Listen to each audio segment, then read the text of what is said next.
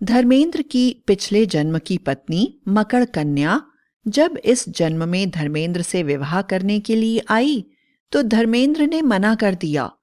लेकिन धर्मेंद्र की याददाश्त वापस आ गई और अपनी पत्नी के साथ मिलकर जब वह गांव वालों के साथ अन्याय करने लगा तो सर्प कन्या ने अपने पति के साथ गांव वालों की सहायता की, किंतु वह मारी गई।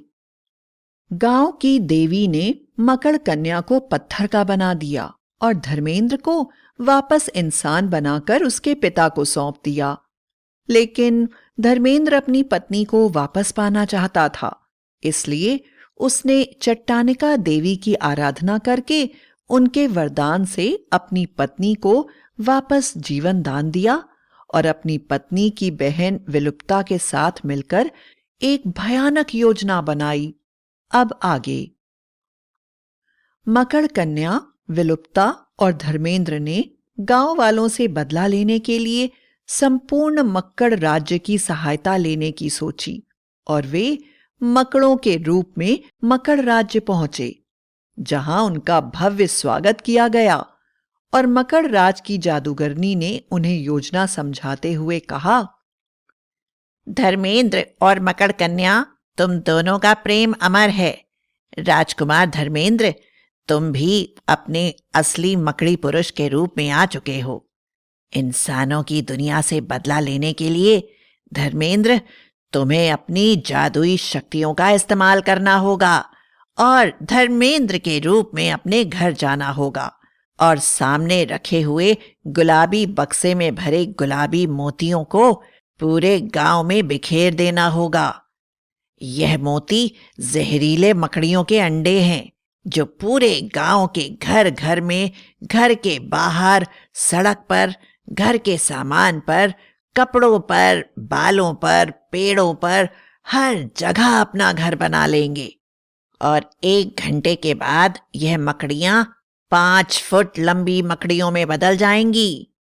लेकिन यह पारदर्शी होंगी और इन्हें कोई देख नहीं पाएगा। यह पूरे गांव को अपने जाल में फंसा लेंगी, यहां तक कि गांव का हर घर मकड़ी के जालों के अंदर होगा और धीरे धीरे यह गांव के हर व्यक्ति में अपना जहर फैला देगा।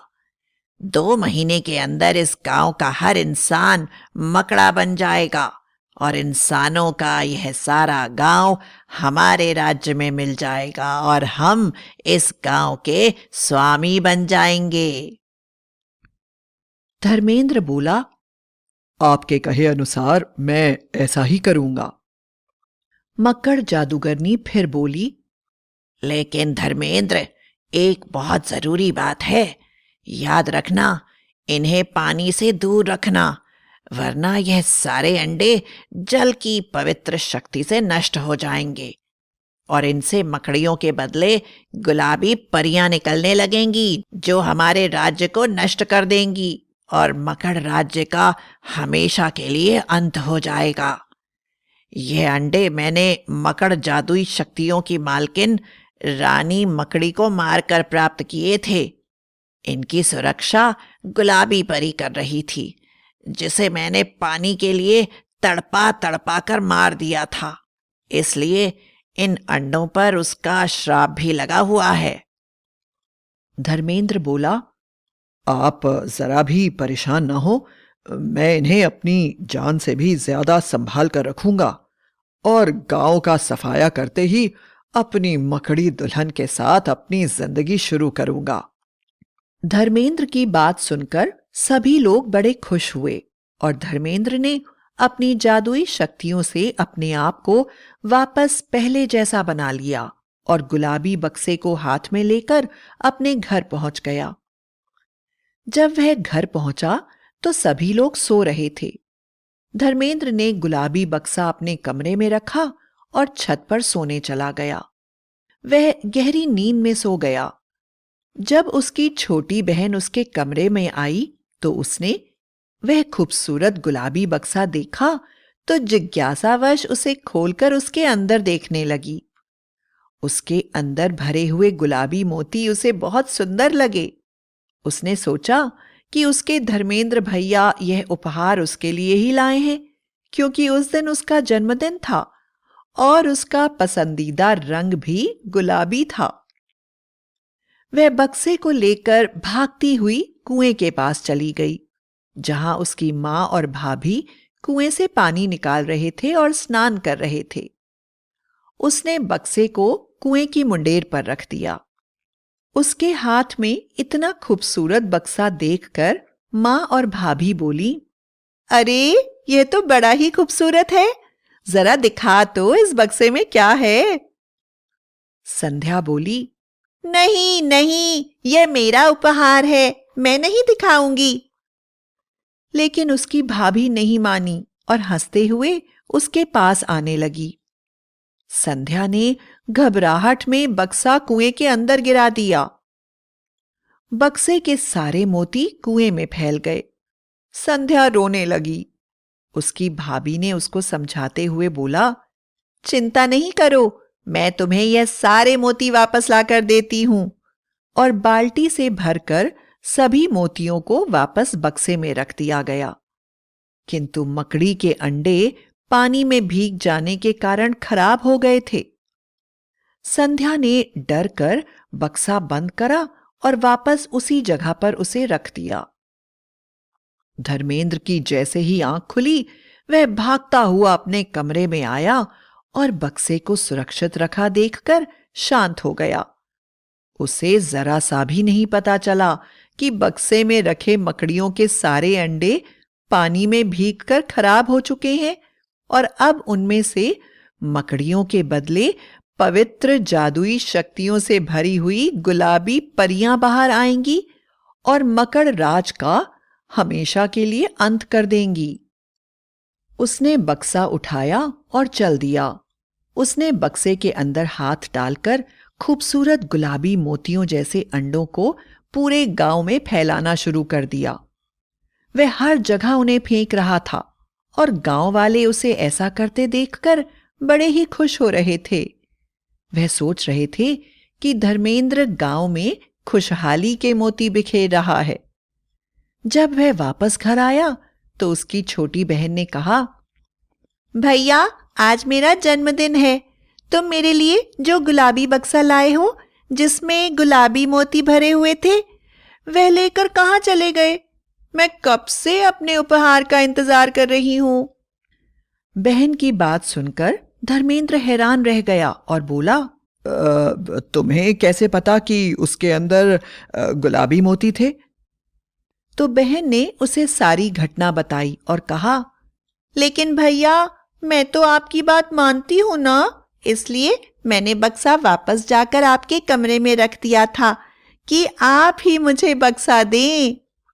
सारी घटना सुनने के बाद धर्मेंद्र को समझ में आ गया था कि उसने पूरे गांव में जगह जगह जिन अंडों को फेंका है, अब उनमें से जादुई मकड़ियां नहीं बल्कि गुलाबी परी के श्राप के अनुसार गुलाबी परियां निकलेंगी, जो अपनी पवित्र शक्तियों से पूरे गांव की सुरक्षा करेंगी और मकड़ों के राज्य को हमेशा के लिए समाप्त कर देंगी।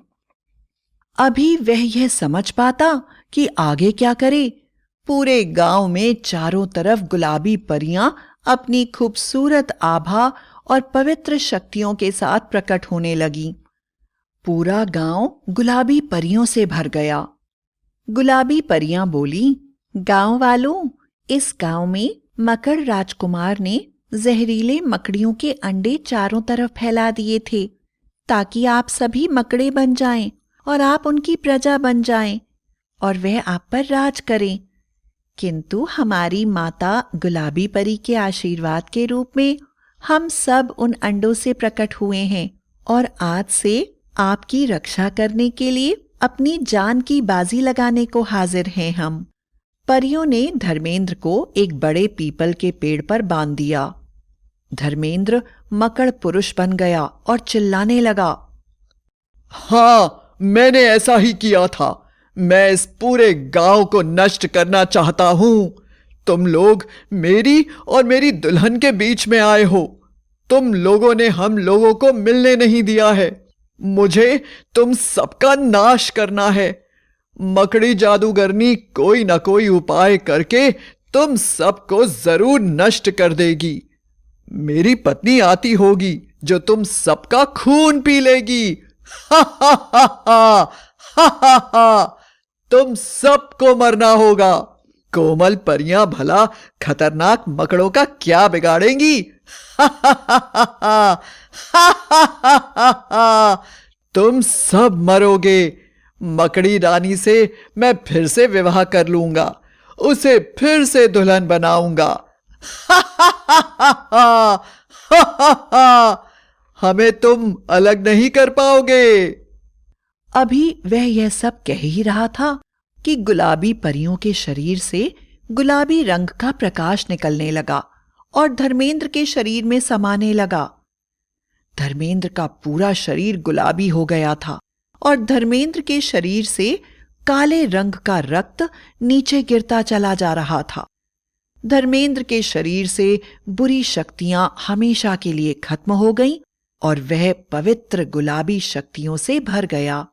मकड़ा राज्य की मकड़ों की सेना बढ़ती चली आ रही थी, लेकिन गांव में कदम रखते ही गुलाबी परियों के शरीर से निकलने वाले गुलाबी प्रकाश से उनका शरीर भर जाता था और वे पवित्र हो जाते। कुछ ही देर में सैनिक मकड़ों से नफरत दूर हो गई।